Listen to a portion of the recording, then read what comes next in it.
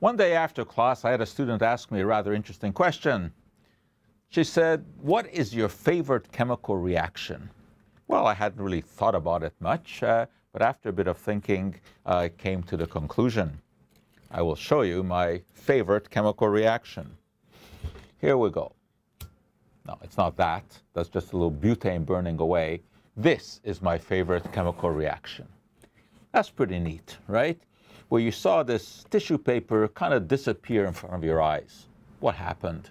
Well, we'll go back to the middle 1800s. Swiss chemist by the name of Friedrich Schwarcz, who, at least according to the legend, one day was working in his wife's kitchen. He had taken his work home, and he worked with nitric acid and sulfuric acid and happened to spill it on the floor.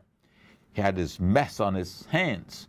He didn't know what to do. He had to clean it up. He grabbed his wife's cotton apron, which was hanging on the wall, and wiped up the mess on the floor. And then he had a wet apron on his hands. He knew that she wouldn't want to come home to a wet apron. So he decided to dry it, and he hung it up in front of the fireplace to dry, and what he saw, what you just saw, the apron vanished.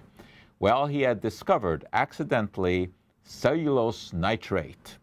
Cellulose is the basic building block of cotton, of wood, and the apron, of course, was made of cotton. And it had reacted with the nitric and sulfuric acids and converted it into nitrocellulose, which later became gun cotton. Well, Schwarcz recognized that he had made a discovery. He wasn't quite sure what the discovery was. He knew the world wasn't waiting for disappearing aprons, but the world was waiting for smokeless gunpowder, because gunpowder in those days produced a lot of smoke, and on the battlefield, soldiers couldn't see what they were firing at. And smokeless powder, of course, was a great discovery. Unfortunately, it was also used in warfare. However, there's an interesting sidelight to this discovery. It turned out that if you took gun cotton or cellulose nitrate and dissolved it in a solvent, and then let the solvent slowly evaporate, you got a plasticky material. And when this plastic material was mixed with camphor, you got the original plastic, which was celluloid. And this was a huge breakthrough, because in those days, billiard balls were made of ivory. And there was a shortage of ivory. Lots of people were playing billiards.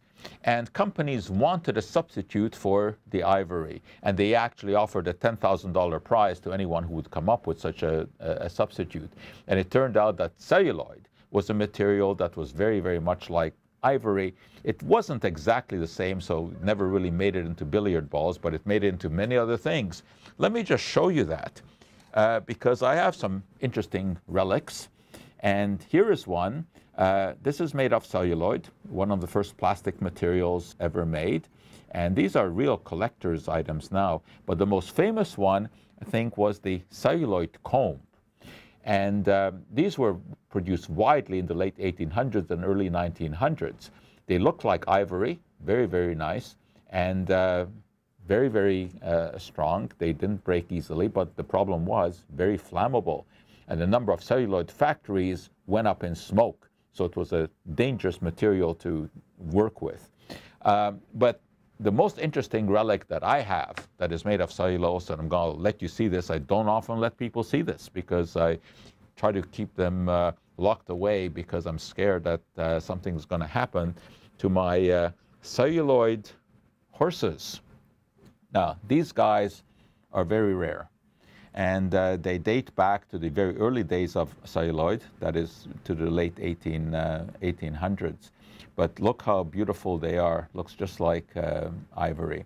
The reason that I'm very scared to show them is because you remember what I told you about cellulose nitrate, what can happen, and I want to make sure that this does not happen to my horses.